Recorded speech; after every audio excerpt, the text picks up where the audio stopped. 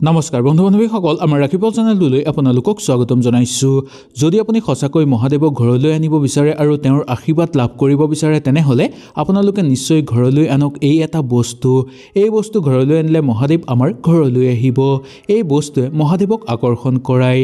আমাৰ হিন্দু ধৰ্মত এই বস্তুক বহু মহত্ব দিয়া হৈছে।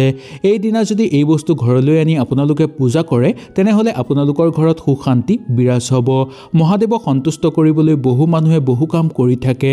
এনে কিছুমান কাম আছে যিবোৰ কাম মানুহে নাজানে। ইয়াৰ ভিতৰত এই এটা কাম আপোনালোকে হয়তো এই বস্তুৰ কথা আজিলৈকে শুনা নাই। যদি আপোনালোকে শুনিছে তেনেহ'লে নিশ্চয় মোক তলত কমেণ্ট কৰি জনাব। যদি এই বস্তু ঘৰলৈ আনি পূজা কৰা হয় তেনেহ'লে মহাদেৱৰ পৰম কৃপা আপোনালোকৰ ওপৰত পৰিব আৰু আপোনালোকৰ সকলো পাপ ধ্বংস হৈ পৰিব। পূজাৰ ফল আপোনালোকে লাভ কৰিবলৈ সক্ষম হ'ব। ভুলতো আপোনালোকে কিছুমান কাম নকৰিব এই বস্তু অনাৰ পিছত। আহক তেনেহ'লে এই ভিডিঅ'টোৰ যোগেদি আমি সুন্দৰভাৱে জানি লওঁ। ভিডিঅ'টো মনোযোগ সহকাৰে শেষলৈকে চাব, তেতিয়াহে আপোনালোকে সুন্দৰভাৱে বুজি পাব। আৰু যদি ভিডিঅ'টো ভাল লাগে লাইক এটা কৰি আমাৰ মনোবল বঢ়াব আৰু আপোনালোকৰ বন্ধুবৰ্গৰ লগত শ্বেয়াৰ কৰি তেওঁলোককো উপকৃত কৰিব। আপুনি কোনো এটা সোমবাৰে শিৱস্থানলৈ যাব আৰু তাত শিৱলিংগত পানী অৰ্পণ কৰিব। মনত ৰাখিব যে পানী অৰ্পণ কৰাৰ পিছত যোনফালে পানী পৰে সেই জেগাত কেতিয়াও আমি চুব নালাগে। এনে কৰিলে আপোনালোকৰ বহু পাপ লাগিব। ইয়াৰ ফলত আপোনালোকৰ স্বাস্থ্য বেয়া হৈ পৰিব, লগতে মহাদেৱৰ খং উঠিব। এই কাম কৰাৰ আগত আপোনালোকে এবাৰ নিশ্চয় ভাবিব। ভুলতো এই কাম কৰাটো আপোনালোকৰ পক্ষে উচিত নহয়। আপুনি নিশ্চয় দেখিছে চাগে মহাদেৱক পোনপটীয়াকৈ পৰিক্ৰমা কৰা নহয়, সদায় আধা পৰিক্ৰমা কৰা হয়। তুলসী পাত ভুলতো শিৱলিংগত আপোনালোকে অৰ্পণ নকৰিব। কেতিয়াবা ভুলতে কোনো লোকে শিৱলিংগত সেন্দুৰ অৰ্পণ কৰে বা হালধি অৰ্পণ কৰে, কিন্তু এইটো কেতিয়াও অৰ্পণ কৰাটো উচিত নহয়। এই সকলো বস্তু মহিলাসকলৰ বস্তু হয়, সেইকাৰণে এই বস্তু ভুলতো আপোনালোকে অৰ্পণ নকৰিব। আমি যেতিয়া পূজা কৰোঁ তেতিয়া ভগৱানৰ নাম আমি ধ্যান কৰোঁ। ইয়াৰ ফলত আমাৰ বহু ভুল ক্ষমা হৈ যায় আৰু বহু পাপৰ পৰা আমি মুক্তি লাভ কৰিব পাৰোঁ। সদায় পূজাৰ সময়ত আপোনালোকে বগা বা ৰঙা কাপোৰ পৰিধান কৰিব লাগে। বেলেগ ৰঙৰ কাপোৰ পৰিধান কৰিব নালাগে। ইয়াৰ ফলত পূজাৰ সম্পূৰ্ণ ফল আপোনালোকে লাভ কৰিবলৈ সক্ষম হ'ব।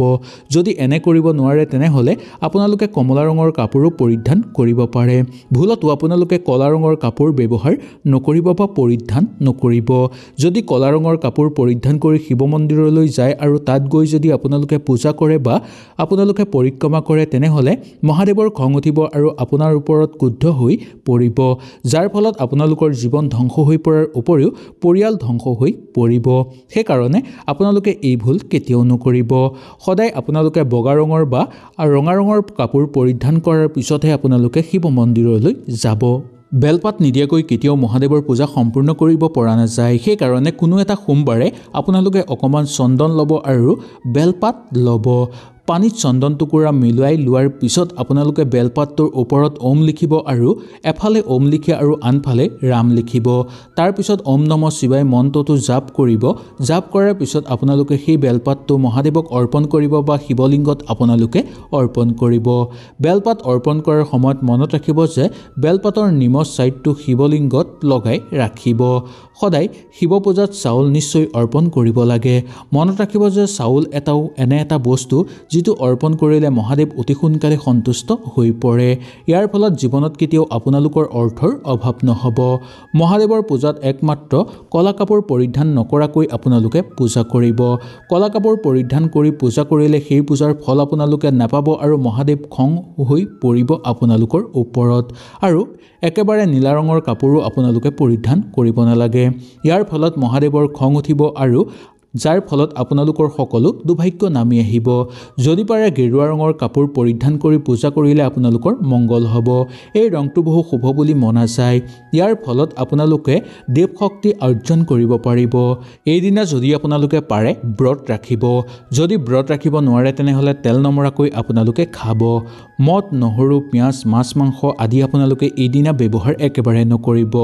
যদি আপোনালোকে ব্যৱহাৰ কৰে তেনেহ'লে আপোনালোকৰ দুৰ্ভাগ্য নামি আহিব। এইদিনা যিমান পাৰে ওম নমঃ শিৱায় জাপ কৰিব। আপোনাৰ লগতে আপোনাৰ পৰিয়ালৰো শুভ হ'ব। ইয়াৰ ফলত মহাদেৱৰ কৃপা আপোনালোকে লাভ কৰিবলৈ সক্ষম হ'ব আৰু আপোনালোকৰ গোটেই বছৰ সুন্দৰভাৱে পাৰ হ'ব। সেইকাৰণে আপোনালোকে সেই সোমবাৰৰ দিনাখন আপোনালোকে এই কাম নিশ্চয় কৰিব। মহাদেৱক আৰাধনা কৰিব। যিকোনো পৰিস্থিতিতে মহাদেৱে আপোনাক সহায় কৰিব, যাৰ ফলত আপোনালোকৰ ঘৰৰ সকলো সমস্যা দূৰ হৈ পৰিব। নাৰিকলৰ পানী কেতিয়াও শিৱলিংগত অৰ্পণ নকৰিব। যদি নাৰিকল দিব বিচাৰে তেনেহ'লে আপোনালোকে দিব পাৰে, কিন্তু কেতিয়াও শিৱলিংগৰ ওপৰত নাৰিকল ভাগিব নালাগে। বেলেগত ভাগি আনি পানীও আপোনালোকে অৰ্পণ কৰিব নালাগে, কিন্তু ভাগি অনাৰ পিছত আপোনালোকে নাৰিকল দিব পাৰে। আহক এতিয়া আমি জানি লওঁ কি বস্তু ঘৰলৈ আনিলে মহাদেৱৰ পৰম কৃপা লাভ হ'ব আৰু মহাদেৱ আহি আমাৰ ঘৰত বাস কৰিব। এই বস্তু মহাদেৱক অৰ্পণ কৰি আপোনালোকে নিশ্চয় ঘৰলৈ আনিব পাৰিব। আহক সম্পূৰ্ণভাৱে এই ভিডিঅ'টোৰ যোগেদি আমি জানি লওঁ।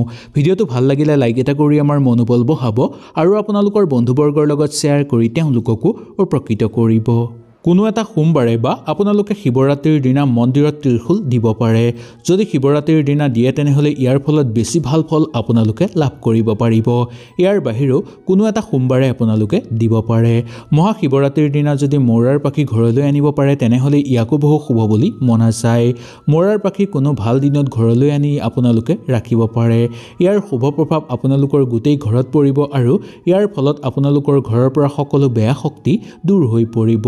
যদি ঘৰত মৌৰাৰ পাখি থাকে তেনেহ'লে ঘৰত আপোনালোকৰ দুখ দৰিদ্ৰতা কেতিয়াও নাহে। এনে ঘৰত ভগৱান শ্ৰীকৃষ্ণই আহি বাস কৰে। কোনো এটা সোমবাৰে বজাৰৰ পৰা আপোনালোকে এটা ডমৰু কিনি আনক।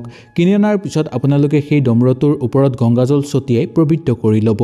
তাৰপিছত আপোনালোকে শিৱস্থানলৈ নি বা মহাদেৱৰ ওচৰলৈ নি তাত আপোনালোকে ৰাখি দুই এবাৰ বজাব। ইয়াৰ ফলত মহাদেৱ সন্তুষ্ট হৈ পৰিব।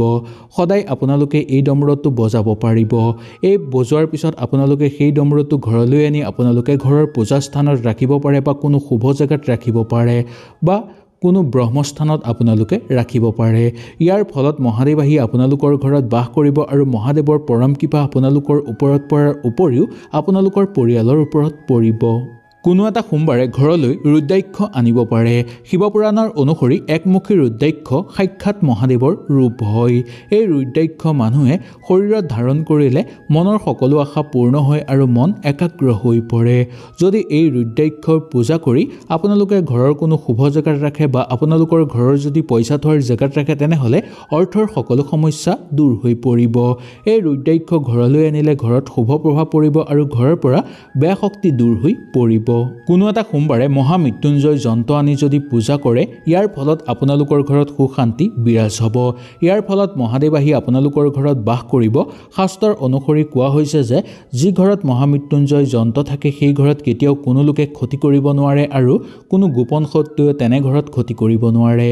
তেনে ঘৰৰ বাহিৰে ভিতৰে সকলোতে ভাল শক্তি বিৰাজ হৈ থাকিবলৈ ধৰে, যাৰ ফলত মহাদেৱৰ পৰম আশীৰ্বাদ তেওঁলোকৰ ওপৰত সদায় থাকে। হয়তো এই ভিডিঅ'টোৰ যোগেদি আপোনালোকে সুন্দৰভাৱে বুজি পালে। যদি কিবা অসুবিধা পালে নিশ্চয় মোক তলত কমেণ্ট কৰি জনাব। তেনেহ'লে আজিলৈ আপোনালোকৰ ওচৰৰ পৰা বিদায় লৈছোঁ। কালিলৈ পুনৰ আপোনালোকক লগ পোৱাৰ প্ৰতিশ্ৰুতিৰে আজিলৈ নমস্কাৰ।